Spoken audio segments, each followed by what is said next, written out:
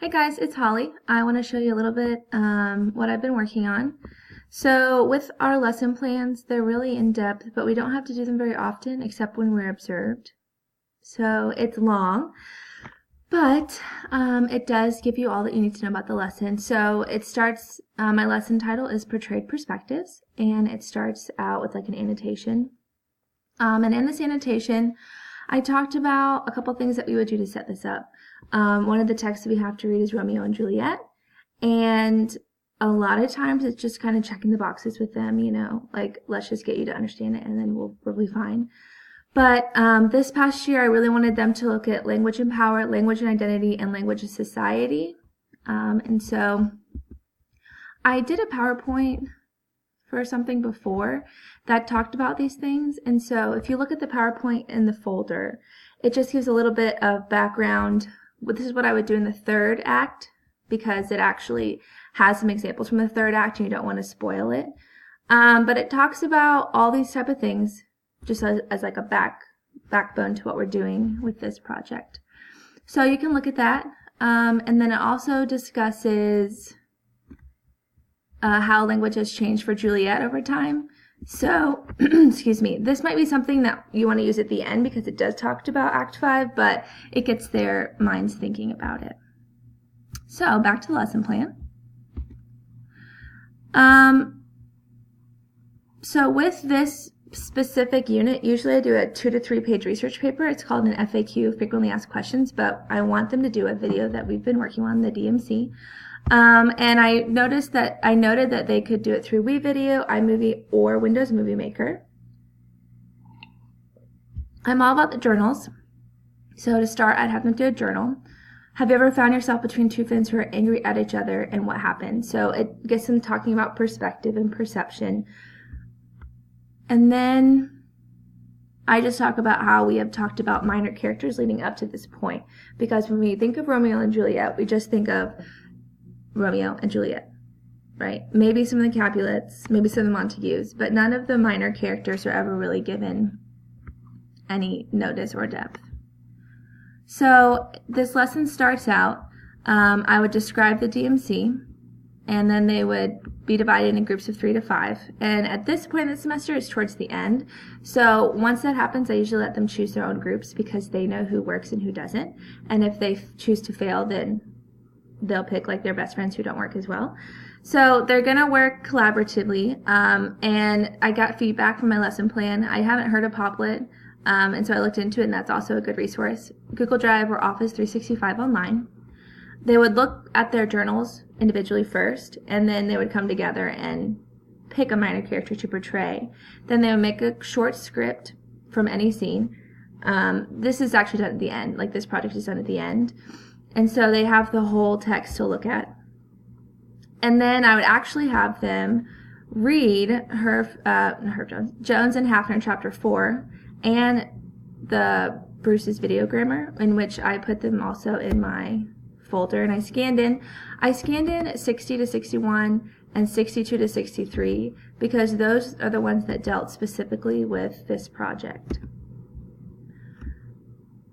Then they would grade themselves and their peers, and we're going to go back to this at the bottom, and they would reflect on it, and then I would publish it to school too. So the objectives, they will recall information from previous acts, they will summarize the minor character's perspective, they will apply their knowledge gained from reading 2 sources about image selection for the DMC, they will complete a variety of writing assignments, collectively and collaboratively students will design a DMC, they will compose a reflection on their creations, and they will critically think and critique their peers' project, which, you might have to talk about with your students, just depending on the students, what is proper feedback.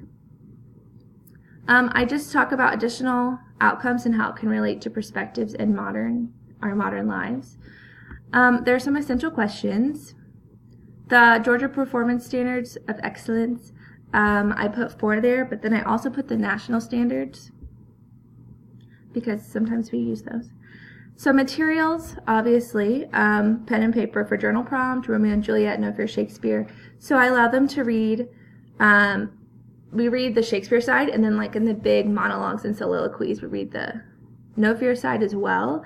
or if I want them to notice some of the language that Shakespeare uses as like a joke, they may look at both sides. The 2 texts I talked about, computers, laptops, rubric, feedback sheet, reflection sheet. So the rubric for this,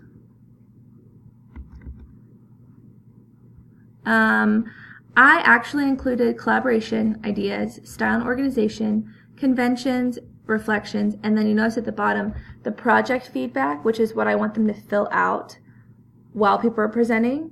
It'll be a listening speaking grade, which is only 10% of their grade, so it's a whole different assignment, but it will be like a completion grade. So, and the project is in the writing category. So I've rated it 5, 3, and 1, and I've worded it in a way that is not funny to them, but they understand it, right? You're working well with your groups. Not only did I see that you've written your assigned topic, but you go even deeper than I asked. Wow, your personality really shows. Not only are your sentences grammatically correct, but you do not make any major mistakes throughout the entire project. And then, awesome, you have given me great feedback about your group and your own perspective of the project.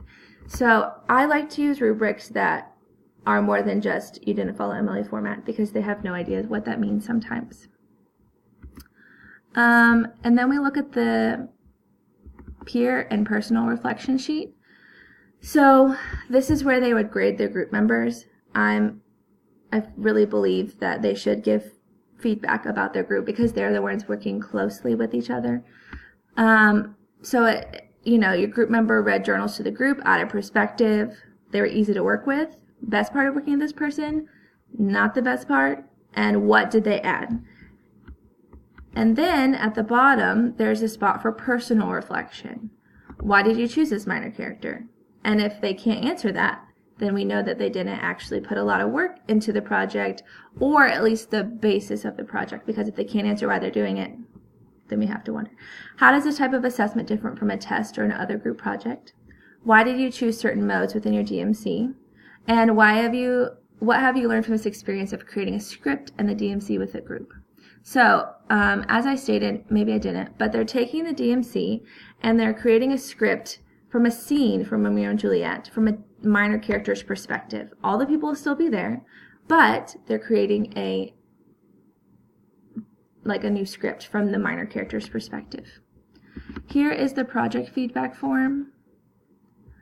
This is what they will be filling out. One thing I really loved about the presentation, something that the group needs to work on, and one thing I took away from the presentation. So they'll be filling this out as they are viewing each other's presentations.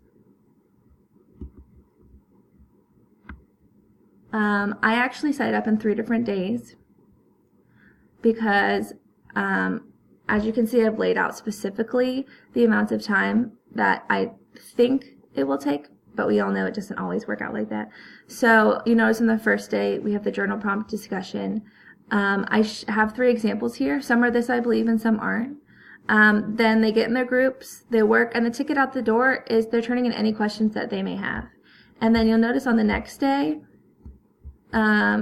they are, at the beginning, we discuss any questions from the previous day because sometimes students are too afraid to ask questions. And then they continue to work. And on the second day, they're going to be reading those 2 pieces. So when they start choosing their images, they can have a better understanding of why. And then on the third day, they're continuing to work, discussing questions, and then they're turning in any last questions as well. So with the assessment, with the rubric that we saw, we're looking at a bunch of different things to be assessed, from style to organization to collaboration to conventions. And you'll notice with the style and organization, you have to have at least 3 different modes within your project. So it can be like audio, images, text overlay, video,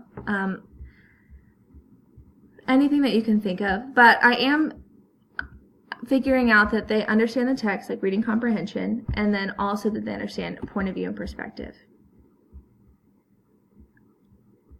And then we have the extension and remediation. They can add more modes, remediation.